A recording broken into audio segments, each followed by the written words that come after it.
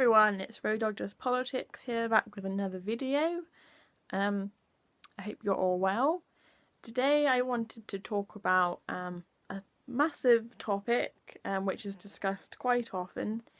I'm not sure if you were watching anyone who's in the UK. There was a programme on BBC One last night, Panorama, presented by Nick Robinson, political editor, all about who we should let in, going on the larger Brexit picture of immigration, who we should be letting into the country, what are people's thoughts on migration, workers, skilled or unskilled,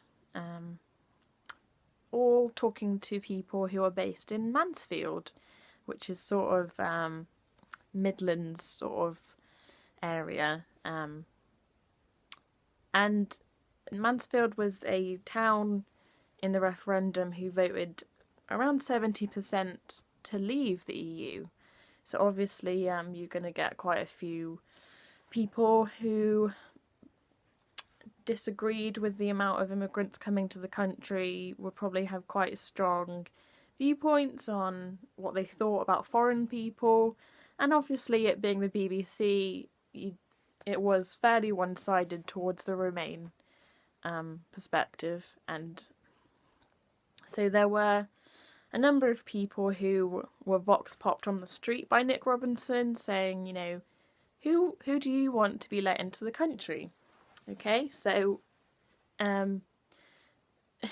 most people have the argument, which is quite reasonable, to yeah, we should continue to have migration, but it should be controlled migration, and we should, you know, set limits on who we should allow to come here, and who specifically, whether they be professionals or skilled labourers mostly,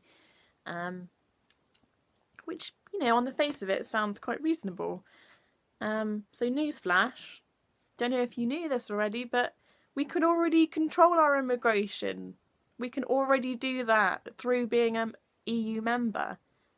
And because we're not in the Schengen area, like pretty much the rest of the EU, we can maintain control of our own borders by having passport and identity checks at our own borders, regardless of whether people are EU members or non-EU members. We have that ability.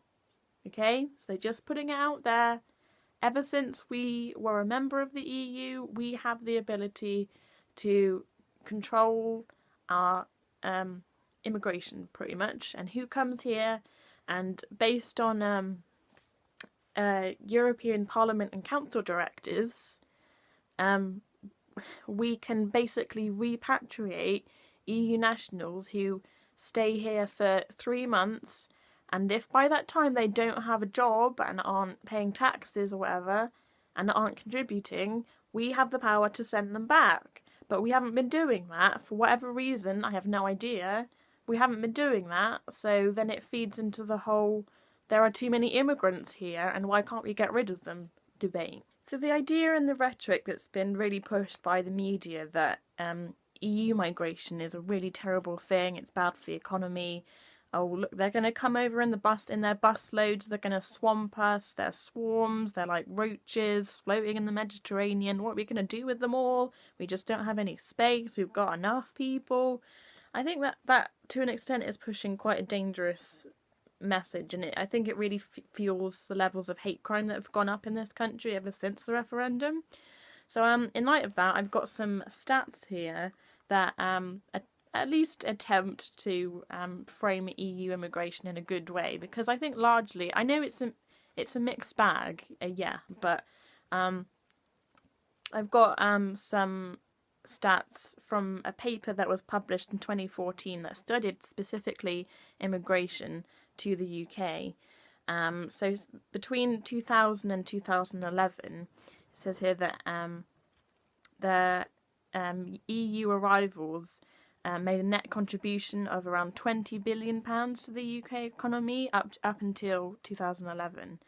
And in fact, so when EU nationals come here, they largely sort of come by themselves in order to work and contribute to society and make a living. And it's in fact only when we start to make families and bring people over from other EU countries and set up home and stuff that we become a net drain on society. So whether it's sending your kids to school or claiming on benefits or going to hospitals, etc., that then becomes a net cost. And also for immigration people who come from outside of the EU, in that time frame, they made a contribution of about 5 billion. And in comparison, the rest of the UK were a considerable 617 net drain. £617 billion net drain. So that's a considerable increase in the cost to the state of people who already live here. And that's largely because people who are already here, as I said, have already set up families here. We've got an ageing population, so people as they get older need more state help. They rely more on social care and hospital care.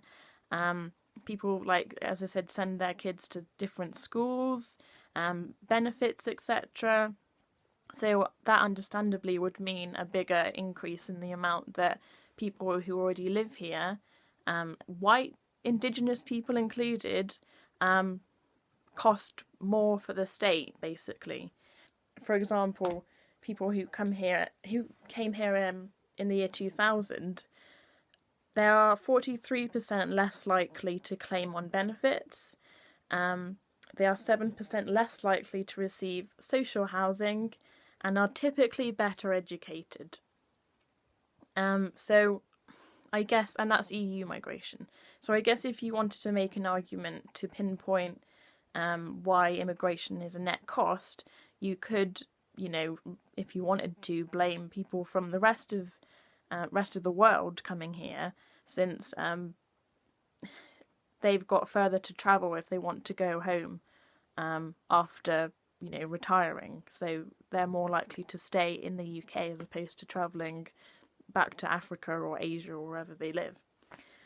But aside from the stats and the whole immigration argument, I'm trying to get my head around the specifics as to why people voted the way that they did, and you can't just slap a racist label on someone just because you disagree with their view on foreign people. And I think the larger argument is to do with identity, and I think a lot of places did receive quite a big surge in immigration, especially over the last couple of decades. I mean, like, Labour aren't completely blameless in this, as Tony Blair arguably opened the floodgates to immigration in the 90s.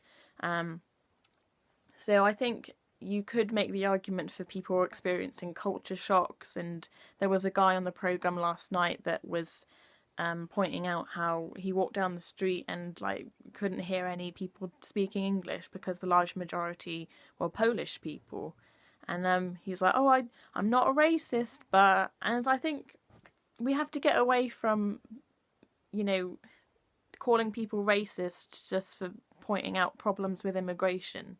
And you have to actually have that discussion and sit down with people and ask them why they're feeling what they're feeling and how can we deal with that, because it is quite a difficult topic, and I don't think we can just keep shutting people down and calling them racists and xenophobes for having genuine concerns about their own communities and where they're living. So I think that's something to definitely think about.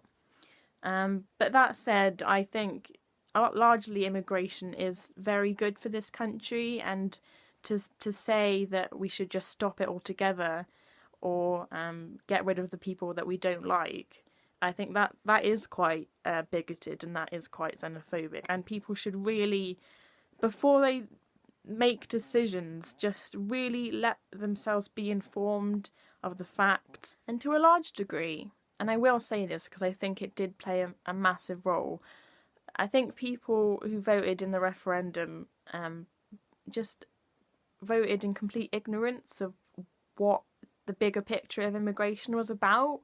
and how it played a really positive role in the UK economy, and how it works, and how the government can already control it, and what powers Parliament had to be able to control and limit immigration.